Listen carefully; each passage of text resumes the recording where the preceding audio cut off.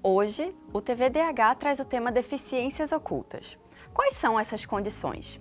Como garantir respeito e direitos a quem muitas vezes nem é identificado com deficiência? Quais são os desafios para garantir o reconhecimento a essas pessoas? Para responder a essas perguntas, eu, Isabela Távora, recebo aqui nos estúdios da Universidade Católica de Pernambuco a doutora em Direito, feminista e militante dos direitos humanos Carol Ferraz e a psicóloga e especialista em neuropsicologia Susan Almeida. Começa agora o programa TV Direitos Humanos.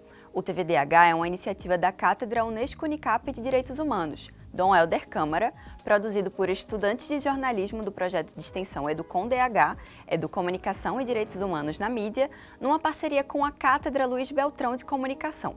Contamos também com uma rede de parceiros formada pelo Liceu Nóbrega de Artes e Ofícios, Centro Dom Helder Câmara de Estudos e Ação Social, o MST, o Centro das Mulheres do Cabo e o Centro de Cultura Luiz Freire.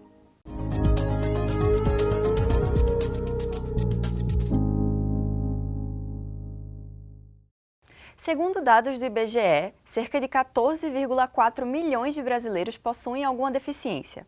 As deficiências ocultas são aquelas que, mesmo sem sinais visíveis, impactam diretamente a vida de quem convive com elas. Podem se manifestar como dor crônica, dificuldades cognitivas, transtornos psicológicos ou até limitações funcionais. Entre as mais conhecidas estão a fibromialgia, o lúpus, a surdez parcial e a baixa visão. A falta de informação e de debate sobre o tema ainda é um dos principais desafios.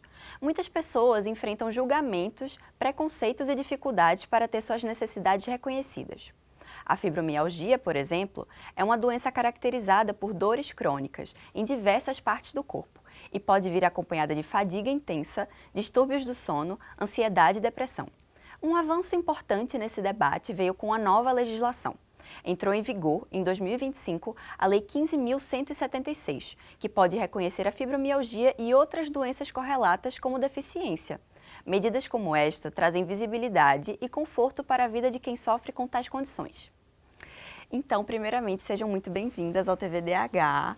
Eu queria começar perguntando logo, como eu falei dessa questão da legislação, né, de identificar pessoas com fibromialgia, eu queria perguntar para vocês, especificamente para a Carol, como que a gente faz para, como que essas pessoas podem fazer para terem acesso a esses direitos, para terem acesso a serem reconhecidas com essa deficiência e etc.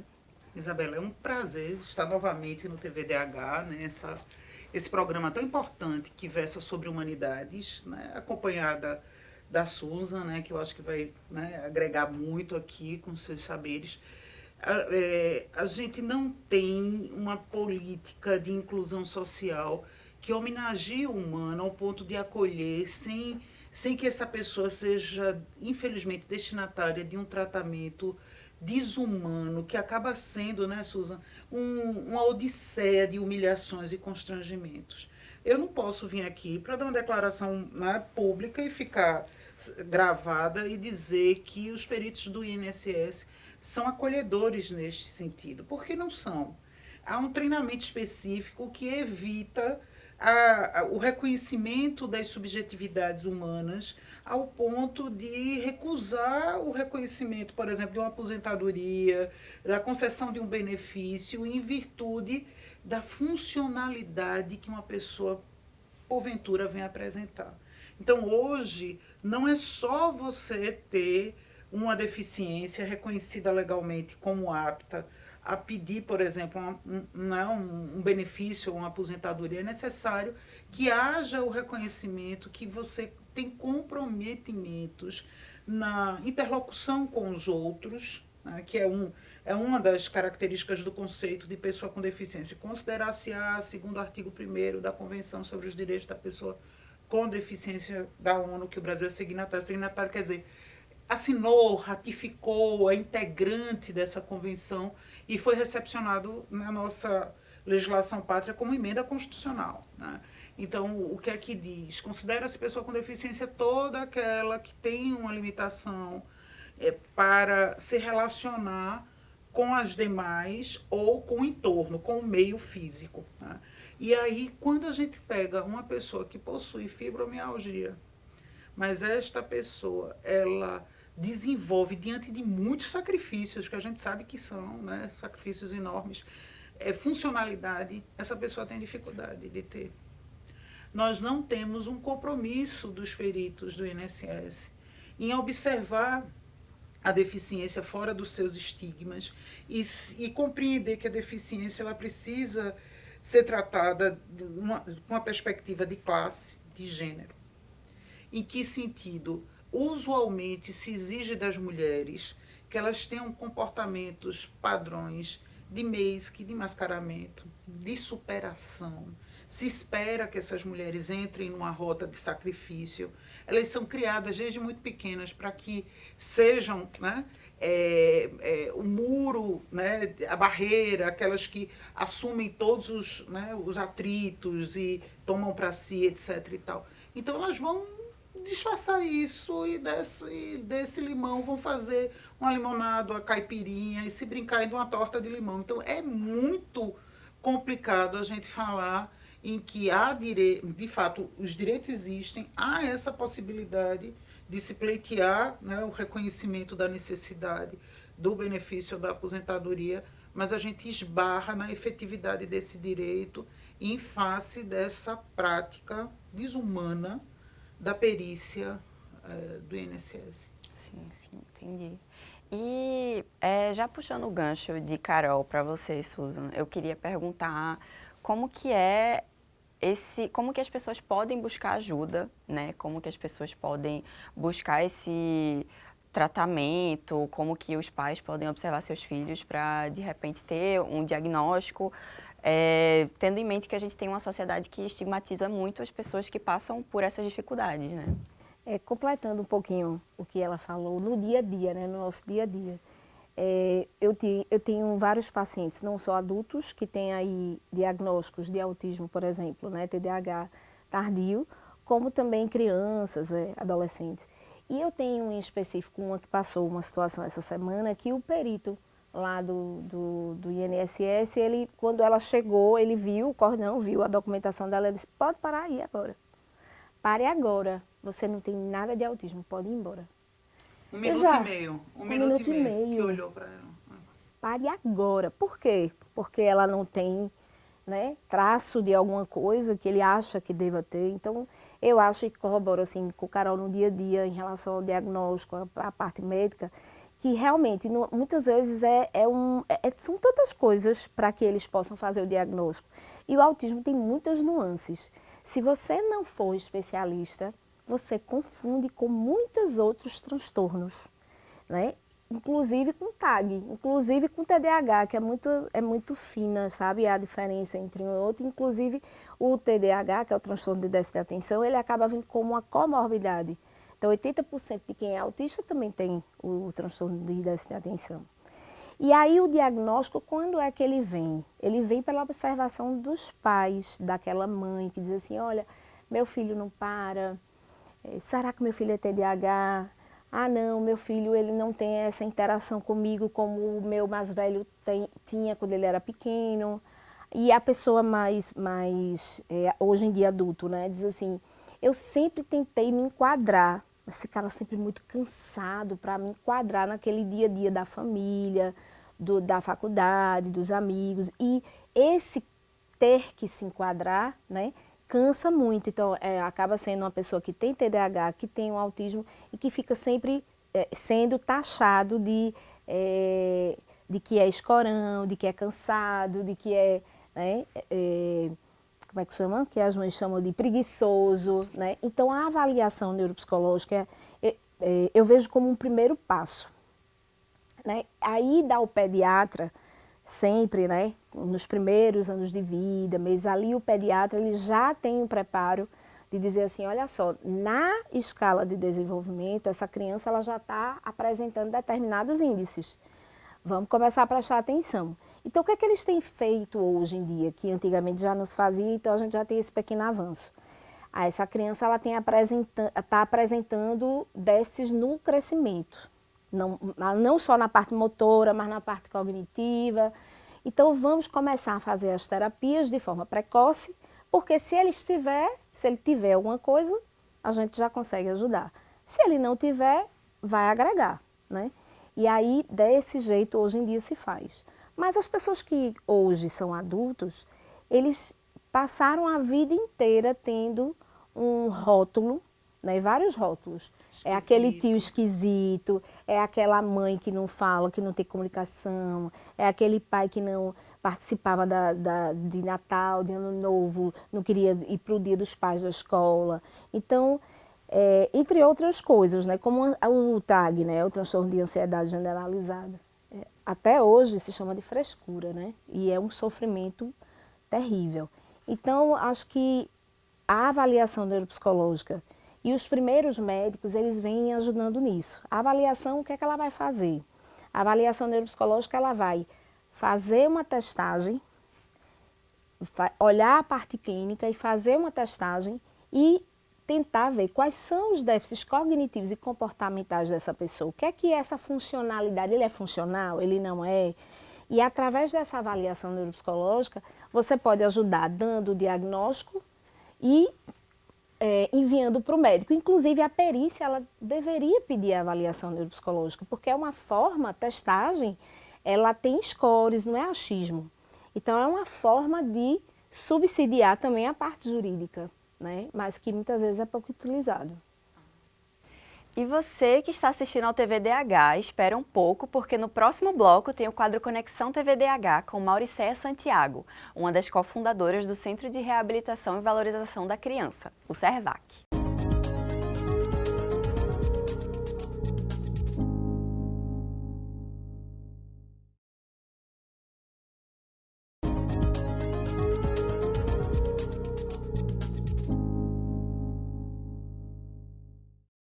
Estamos de volta com o segundo bloco do TVDH, que hoje traz o tema Deficiências Ocultas.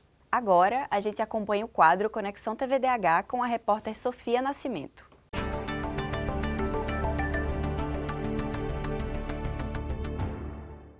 O acesso à terapia e reabilitação é essencial para as pessoas com deficiência.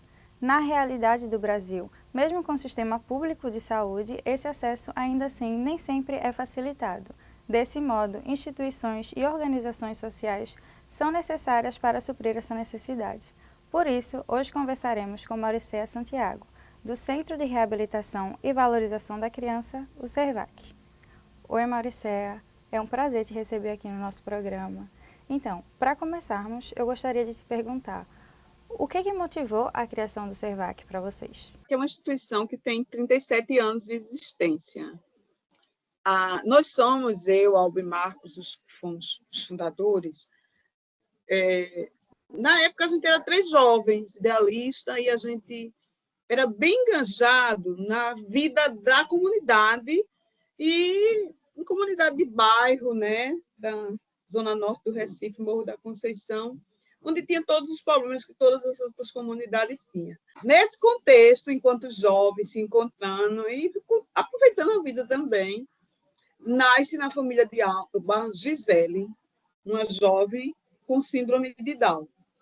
Daí é uma coisa que está uma pessoa muito junta da gente, né? Uma jovem, uma família da comunidade, e aí a família de Alba começa a buscar tratamento, reabilitação, começa a se estruturar enquanto família para ir em busca dessa condição, e esse assunto vem com certeza para os encontros dos jovens em momentos informais.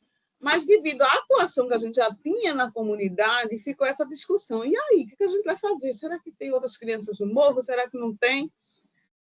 Vamos fazer uma pesquisa? E aí, nós identificamos muitos casos. E aí, depois eu, Albi Marco, a gente resolveu ir nos casos que os colegas trouxeram para visitar os mais críticos que a gente achava. E 64 pessoas de várias patologias, diagnósticos, foi encontrado. E aí a gente disse, e agora? O que a gente vai fazer? Aí surgiu uma ideia, vamos fazer uma semana de atividade com essas pessoas. Surgiu o CERVAC daí. A motivação da gente, a gente vinha de um momento em comunidade, enquanto pessoa, que a gente entendia que a gente tinha que buscar condição para um mundo melhor para as pessoas. As pessoas tinham que ter uma vida com mais respeito, com mais dignidade, com mais qualidade. com mais seus direitos sendo reconhecidos e chegando na ponta. E a gente se deparou com esse público, que era um público que estava num processo de muita exclusão na época. A gente identificou essa demanda da comunidade e tinha o nosso ideal de que a gente tinha que fazer alguma parte. Sim. E como você vê o trabalho do SERVAC sendo refletido nessas famílias, principalmente nesse contexto de periferia, onde essas pessoas são tão negligenciadas? A gente é uma parcela, né, que está, vamos dizer, nos menos favorecidos, que está na ponta da exclusão, né? A parcela é a minoria que está naquele grupo minoritário, naquele grupo de risco, né?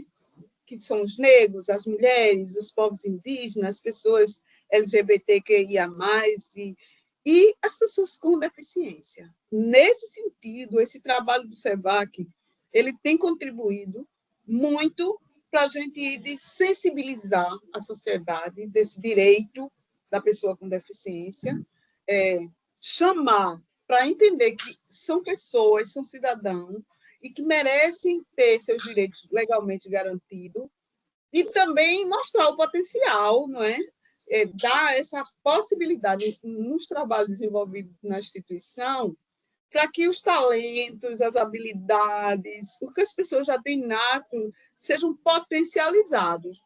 Então, assim, o que a gente consegue fazer dentro da instituição SERVAC, enquanto serviço que a gente oferece, ainda é muito significativo para quem participa, do ponto de vista do acolhimento, porque a gente está no que é impossível humanizar, do ponto de vista do processo de reabilitação, das terapias que são oferecidas, dentro do que a gente tem de estrutura de profissionais, no processo de inclusão na sociedade, nos espaços sociais. O trabalho de reabilitação de vocês é destinado a qualquer tipo de deficiência? O SERVAC, ele atende um público muito diferencial. Houve uma época que a gente só trabalhou com criança, mas hoje em dia o trabalho está bem mais amplo. A gente trabalha de bebê até adulto, qualquer tipo de deficiência.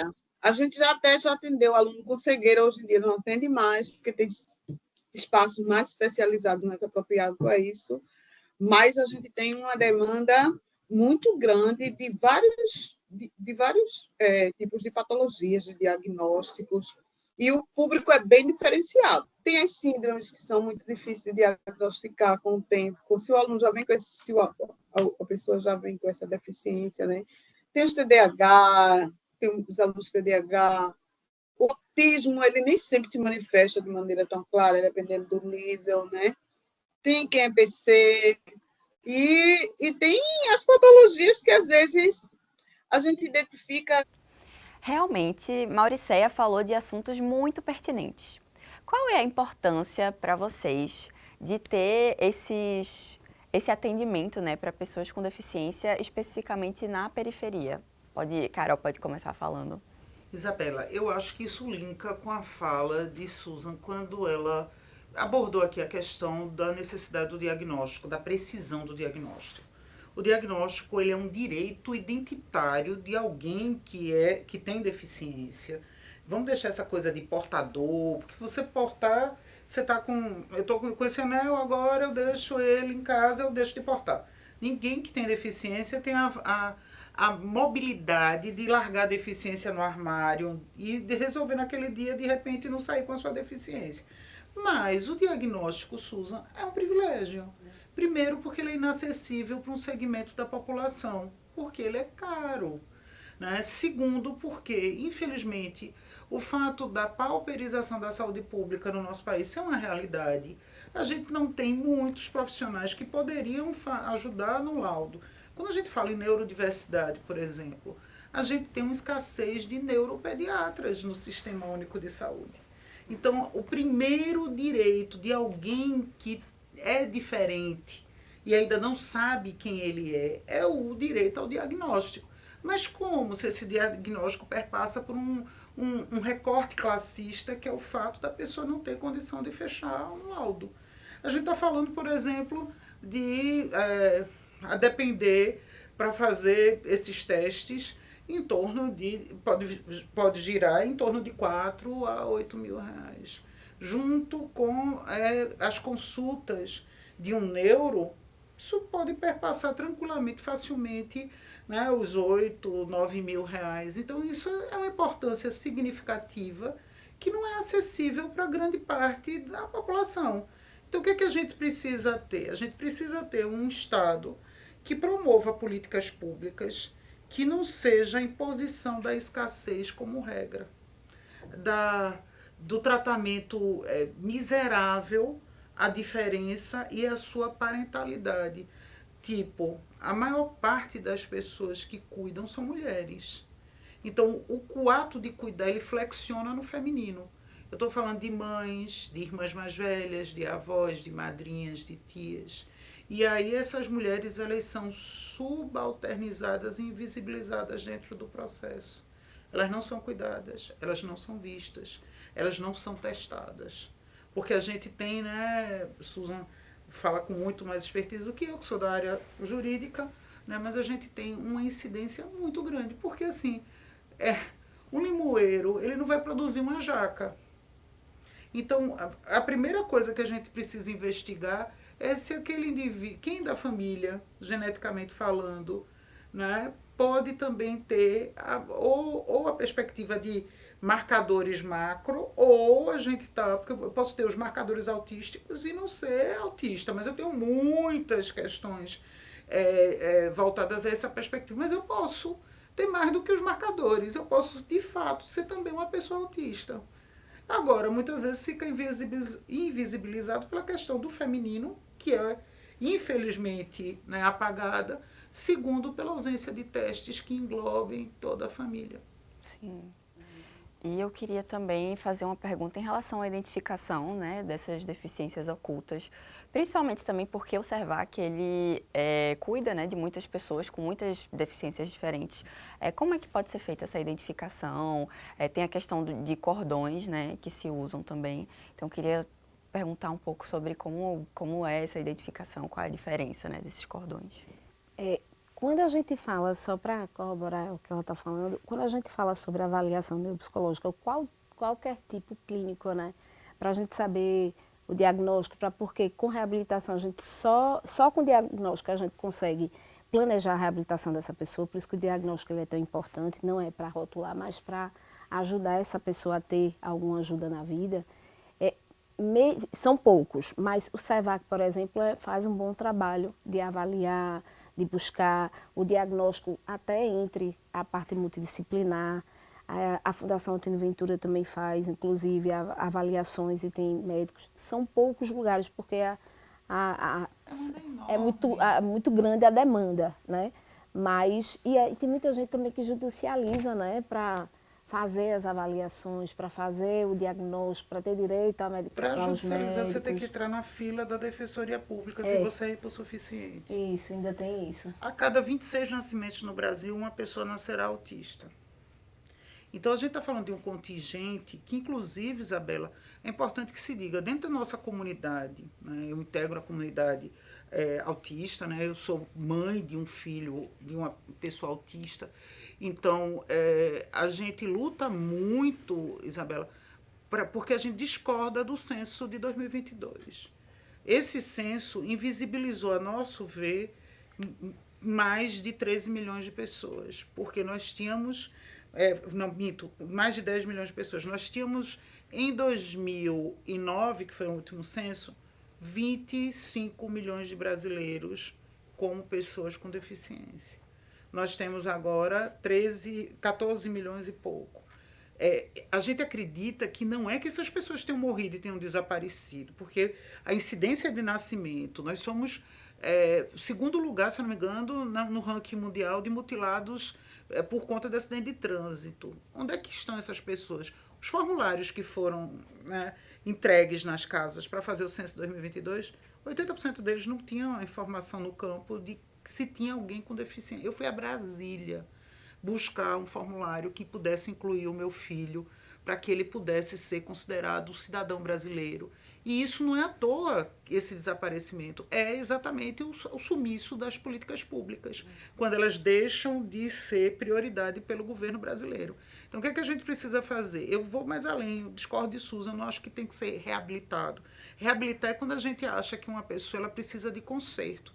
Eu acho que a terapia ela serve para dar instrumentos a alguém, para que esse alguém possa, por ele mesmo, se ele tiver condições no processo emancipatório de buscar a sua própria felicidade e os seus próprios caminhos. Porque dentro do segmento de direito às pessoas com deficiência, durante muito tempo, qual foi a busca? Transformar essas pessoas em agentes funcionais para que elas pudessem ser incluídas na sociedade. Hoje a gente ultrapassou esse marco. E dentro do direito, a gente está na 4ª geração de direitos humanos. O que é que a gente defende? 4ª, 5ª e 6ª. O que é que a partir da 4ª a gente começou a defender? É que a sociedade tem a obrigação de se adaptar ao diferente. Não é o diferente que tem que ser habilitado a estar incluído. Não, é a sociedade que tem que organizar e oferecer mecanismos para poder viabilizar essa inclusão. Então, chega da gente mutilar as pessoas, enquadrar as pessoas em rótulos de normalidade e anormalidade. Normalidade não existe. Se a gente aqui partir para diagnosticar as pessoas, dificilmente alguém vai sair aqui com diagnóstico de neurotípico. Neurotípico é exceção. A atipicidade ela é regra.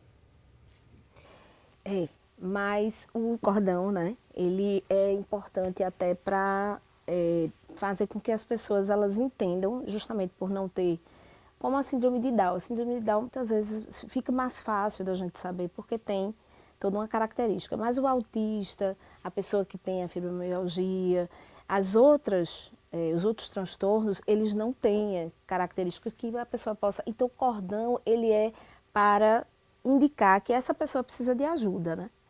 Então, geralmente, o autista, ele utiliza, apesar de que muita gente não gosta, existe toda uma história, né? De que são aqueles... coisinhas de quebra-cabeça, né? Então, eles não gostam muito. Uns gostam, outros não, mas se utiliza muito. Então, o autista, ele geralmente utiliza esse cordão. Os autistas adultos, né? Eles fizeram aquele do infinito, que é belíssimo, inclusive, que eu acho lindo. E também tem gente que utiliza o infinito. E nas outras, né? Que é a fibromialgia, o TAG, é o cordão do girassol. Né, a pessoa com deficiência, né, a baixa visão, por exemplo. Então, se utiliza os 3, mas cada um acaba sendo para uma função, né? No próximo bloco, o repórter João Pedro Santos quer saber: você conhece ou convive alguém que tem alguma necessidade oculta? Se sim, qual a experiência? É o quadro Fala Povo, que hoje foi ao Liceu de Artes e Ofícios. Você confere logo mais.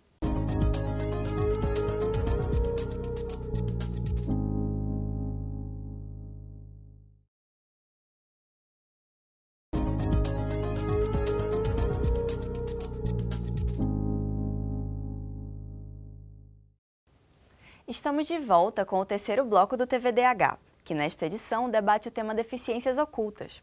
Agora, você confere o quadro Fala Povo.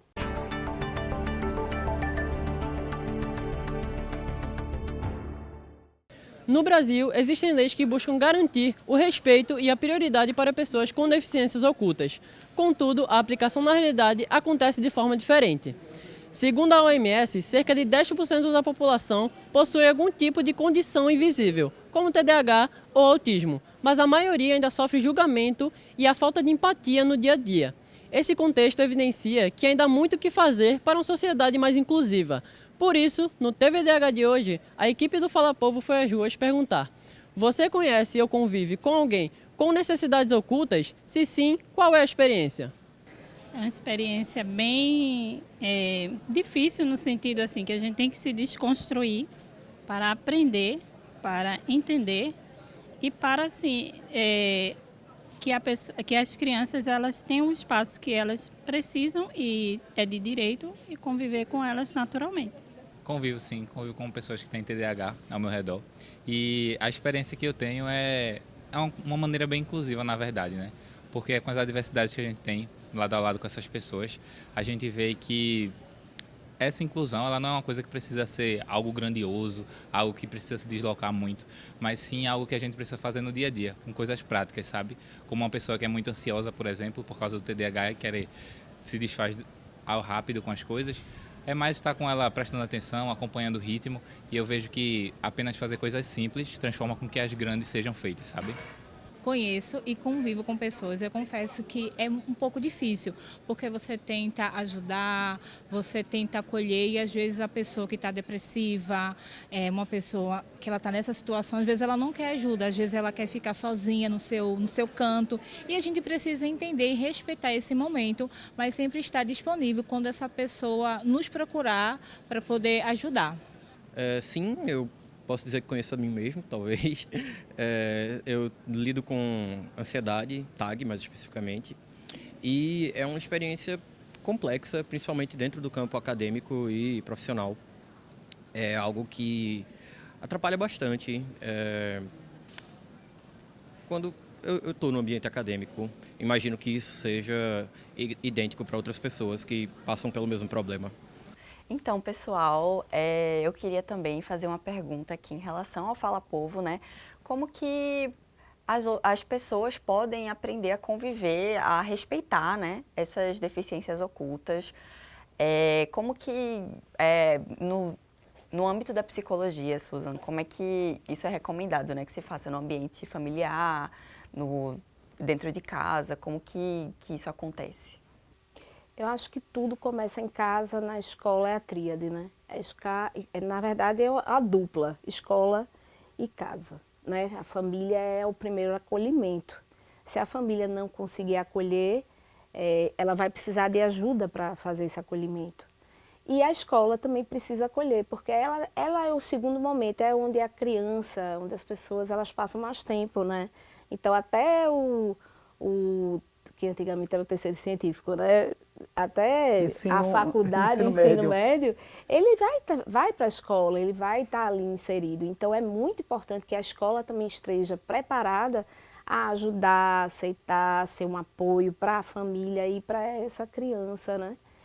Mas eu acho que a família ela é um ponto muito importante, porque como ela vê essa criança, é como essa criança ela começa a se ver.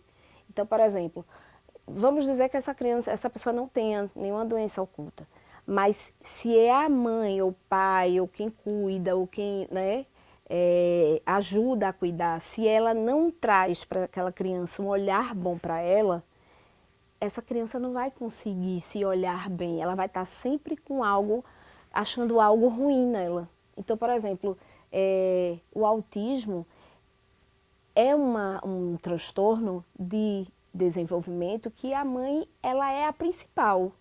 Acontece muitas vezes da mãe dizer assim, meu filho tem um transtorno assim, e o profissional diz assim, não, seu filho não tem nada. Isso não é apoiar, porque você não está escutando aquela mãe. Então, acho que tudo começa em casa e a escola ela é um porto seguro, ou deveria ser, para que essa família tivesse apoio, essa criança, né? Que é o primeiro apoio de todo mundo, né? É a família, seja uma família tradicional, seja quem cuida, quem cria, quem está ali, quem apoia, é o mais importante. E, Carol, eu não tenho uma visão tão positiva quanto Susan. Porque, veja, minha gente, quando eu sou acionada, é quando tudo falhou, né? Porque aí eu sou chamada para poder judicializar as questões. Então, o que é que eu observo? A família ela é cruel com os diferentes. Seja neurodiversos, seja dentro da diversidade sexual, dentro da diversidade religiosa. Então, nem sempre essa família que deveria ser um local seguro, ela é seguro se você tem um diagnóstico, né? Para você ter uma ideia, a gente tem dados que em torno de 80% das mulheres que integram a neurodiversidade, eu estou falando aqui neurodiversidade, seja com um diagnóstico de síndrome, transtorno, até mesmo de deficiência intelectual, né, que tem afetado o cognitivo. Essas mulheres já sofreram violência sexual.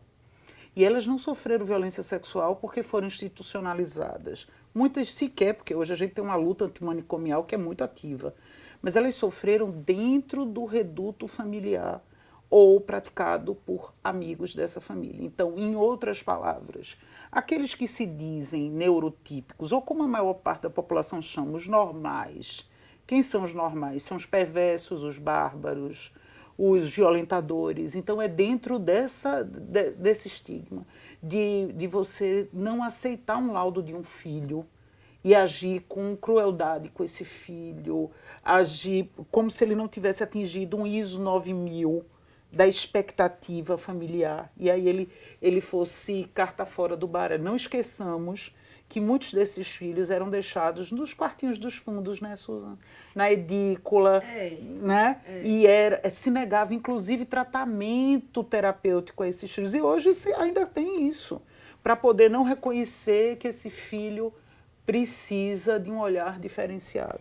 Eu queria dizer que a escola nem sempre é um ambiente seguro, porque nós não temos escolas inclusivas no país ainda. Eu acho que não temos no mundo, nós temos escolas com propostas menos excludentes.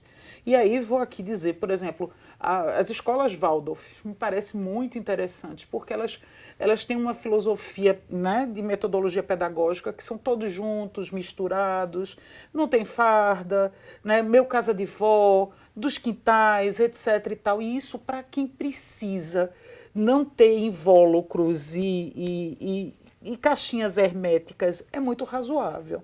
Agora, a gente tem uma problemática muito grande. Como dizia Paulo Freire, quem educa é o educador.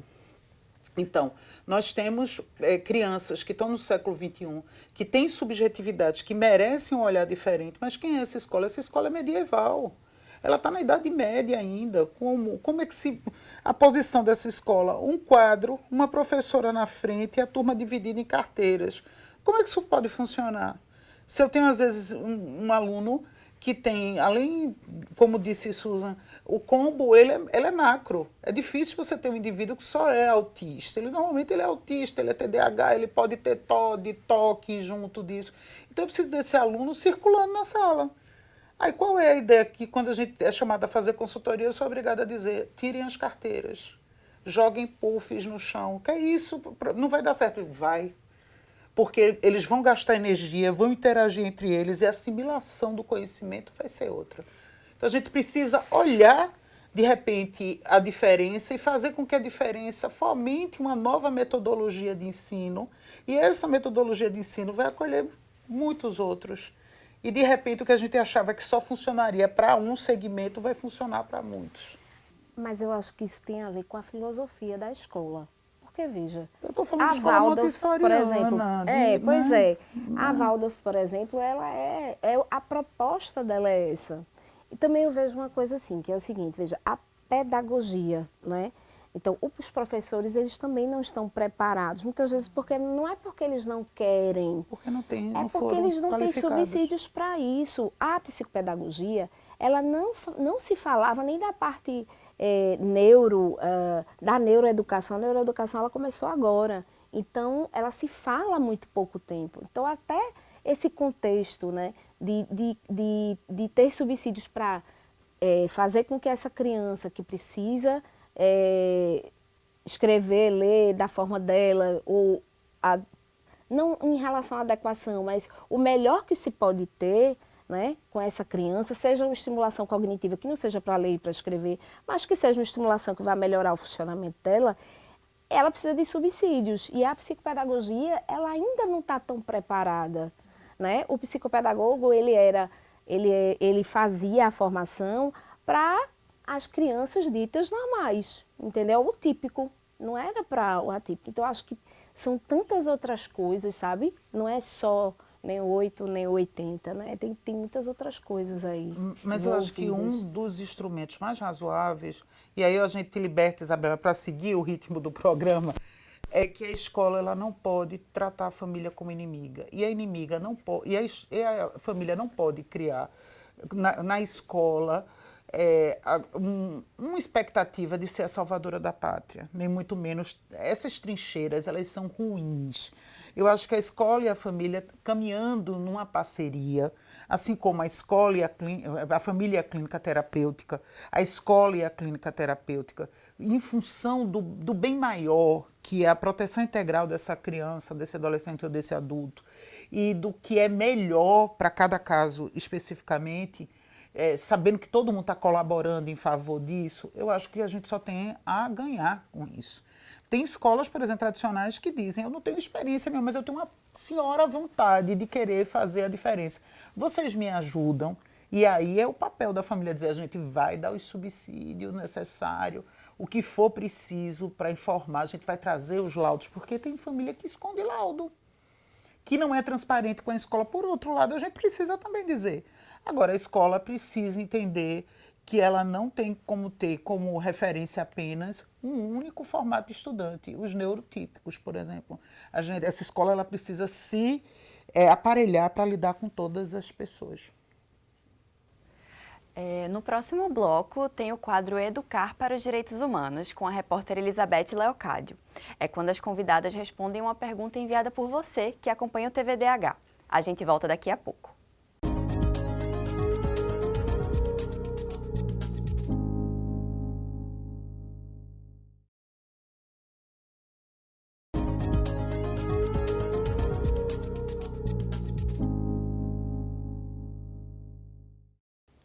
Estamos de volta com o quarto bloco do TV Direitos Humanos, que nesta edição tem como tema deficiências ocultas.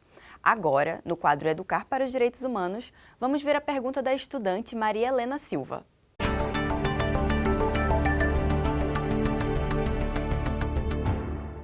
Quando falamos sobre deficiência, geralmente lembramos daquelas que são visíveis. Porém, existem deficiências ocultas, como os transtornos mentais, que não são visíveis à primeira vista. Segundo a OMS, mais de 1 bilhão de pessoas no mundo vivem com deficiências, sendo boa parte delas com deficiências ocultas. Diante disso, vemos a importância de ampliar o debate e a conscientização sobre o tema. E partindo disso, convidamos agora a estudante Maria Helena para trazer uma pergunta às nossas convidadas que estão no estúdio. Olá, meu nome é Maria Helena e minha dúvida é: como a falta de informação afeta quem tem deficiências ocultas no dia a dia? Então, pessoal, queria começar por você, Susan. Como que você responderia a essa pergunta? Acredito que a falta de informação faz com que eles consigam ser menos funcionais. Quando você sabe do seu direito, sabe da informação, qual é o que você tem direito diante dessa deficiência, eu acho que traz para ele um sentimento de que eu posso, eu funciono, sabe? Então, eu acho que nesse sentido, todos deveriam saber, é muito importante. O brasileiro em si, ele sabe pouco o seu direito. Então, eu acho que saber o direito faz a diferença. E, independente da idade, isso é extremamente importante, saber o direito. E, Carol, para você, como que a falta de informação afeta quem tem essas deficiências no dia a dia? Isabela, eu estava ouvindo Susan falar e pensando aqui, eu acho que começa lá atrás, quando a gente não se sente sequer pessoa. A gente sente inadequação, a gente não se sente parte, a gente não se sente cidadã, né? A gente não se sente cidadão, a gente não se sente aprendiz, educando, a gente perde tudo que caracteriza, né, a concepção de pessoa. A gente acha que não tem, que o problema é nosso, que a gente não tem direito a aprendizado, um direito à educação, que a gente não tem, né, não tem, entre aspas, como ser acolhido nas nossas dores e sofrimentos. Então, a gente não tem o direito à saúde. A gente não exige do Estado políticas públicas, porque já que a gente não é um cidadão e o problema é nosso, a gente não acha que o Estado tenha nada a nos devolver na produção de serviços públicos, né, e políticas desenvolvidas ao nosso segmento. Então, eu acho que dificulta a nossa concepção enquanto destinatários de direitos e a concepção da nossa condição humana. Sim.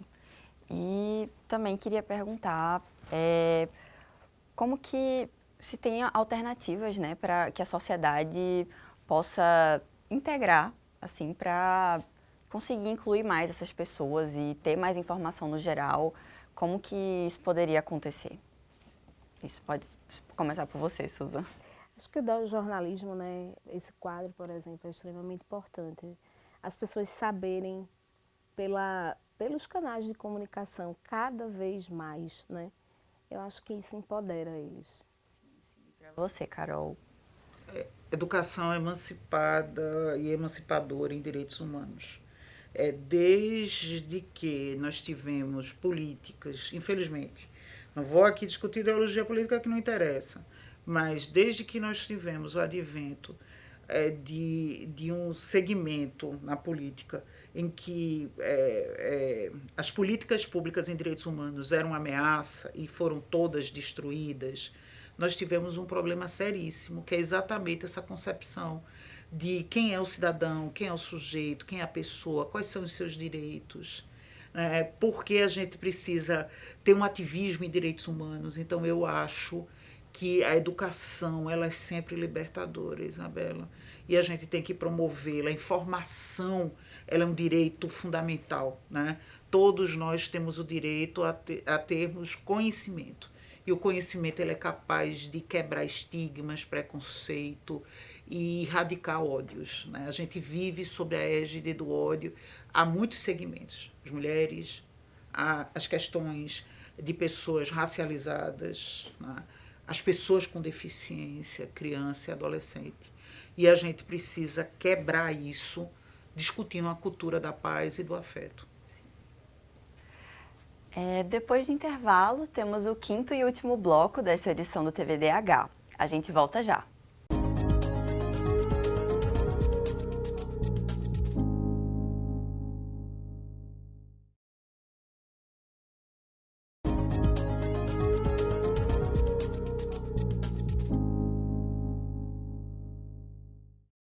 Chegamos ao 5º e último bloco do programa TVDH, que nesta edição fala sobre deficiências ocultas. Recebemos a doutora em Direito, feminista e militante dos direitos humanos, Carol Ferraz, e a psicóloga e especialista em neuropsicologia, Susan Almeida. Então, pessoal, queria muito agradecer a vocês por terem participado dessa conversa hoje. E, por último, eu queria fazer uma pergunta sobre o diagnóstico tardio, né, que é uma coisa que... primeiramente, eu queria falar sobre o diagnóstico tardio psicologicamente para as pessoas que sofrem com isso, né? Que acabam sofrendo a vida toda com esse estigma, né, na sociedade. Como é que é para elas receber esse diagnóstico tardio para a psicologia especificamente? Veja, o retorno que eu tenho deles é um alívio, porque eu passei a vida inteira sentindo que eu era diferente e não sabia o que era. Então, o diagnóstico tardio, até pela internet mesmo, eles começam a se identificar, eu tenho isso. As pessoas fazem até terapia por chat agora, né? Eu tenho isso, o que é isso? Então, é uma forma, né, mesmo que de forma errônea muitas vezes, mas de buscar ajuda. Eita, realmente eu tenho alguma coisa. Minha mãe dizia que eu era esquisito, o pessoal da minha escola dizia que eu era esquisita, eu não conseguia ficar ali, eu não conseguia me pertencer, principalmente na adolescência, né? Que eles são grupos, subgrupos, né? Então eu não tinha o meu grupo, eu não sabia a quem eu pertencia. É muito sofrimento durante a vida inteira. Então o diagnóstico tardio, ele é extremamente importante e para eles é muito libertador. E, Carol, se você puder falar rapidamente sobre os impactos, né, desse diagnóstico tardio em relação a estatísticas e também em relação aos direitos humanos, assim, como que isso impacta, né? Você falou mais cedo sobre a relação de, hoje em dia, como se tivesse menos pessoas com deficiência do que alguns anos atrás. Então, como é que isso funciona, mais ou menos? Eu não acredito que tem, né? Eu acho que esse censo, ele usou a metodologia de forma equivocada. Estou dizendo que a metodologia é errada, ela foi utilizada, né, com casuísmo. Isabela, eu acho que o diagnóstico tardio, ele impede que o indivíduo exerça seus direitos. Porque se eu tenho, por exemplo, o diagnóstico, eu posso adaptar minha carga horária, né, para que eu possa fazer, por exemplo, as terapias que são necessárias. Eu não tenho como fazer essas terapias, nem adaptar a carga horária, por conta da ausência desse diagnóstico. Agora, não sei te precisar estatística, porque a gente tem poucas pesquisas sobre isso, mas eu sei te afirmar que grande parte dos indivíduos que são tardiamente diagnosticados são mulheres. Então, há um recorte de misoginia, sim, e de invisibilização dessas mulheres, porque elas não são vistas, elas não são testadas, elas não são diagnosticadas. E aí a gente precisa atentar para as políticas baseadas na ética do cuidado, quem cuida de quem cuida, né? Porque, em regra, muitas dessas mulheres com diagnósticos, elas também são mães de filhos atípicos. E aí elas acabam sendo invisibilizadas no processo total. Então, pessoal, sejam muito bem-vindas mais uma vez, né? E muito obrigada por essa conversa que eu achei muito rica, de verdade. E, enfim, o TVDH fica por aqui hoje. E o TVDH é uma iniciativa da Cátedra Unesco Unicap de Direitos Humanos, Dom Helder Câmara, produzido por estudantes de jornalismo do projeto de extensão EduComDH, Educomunicação e Direitos Humanos na Mídia, numa parceria com a Cátedra Luiz Beltrão de Comunicação. Contamos com uma rede de parceiros formada pelo Liceu Nóbrega de Artes e Ofícios, Centro Dom Helder Câmara de Estudos e Ação Social, o MST, o Centro das Mulheres do Cabo e o Centro de Cultura Luiz Freire. Acompanhe a gente nas redes sociais e traga sugestões. Segue o perfil @programa TVDH. Estamos também no canal do EduComDH no YouTube, @EduComDH. Lá você encontra outras edições do programa, sempre com temas dos direitos humanos. Agradecemos pela companhia e até a próxima!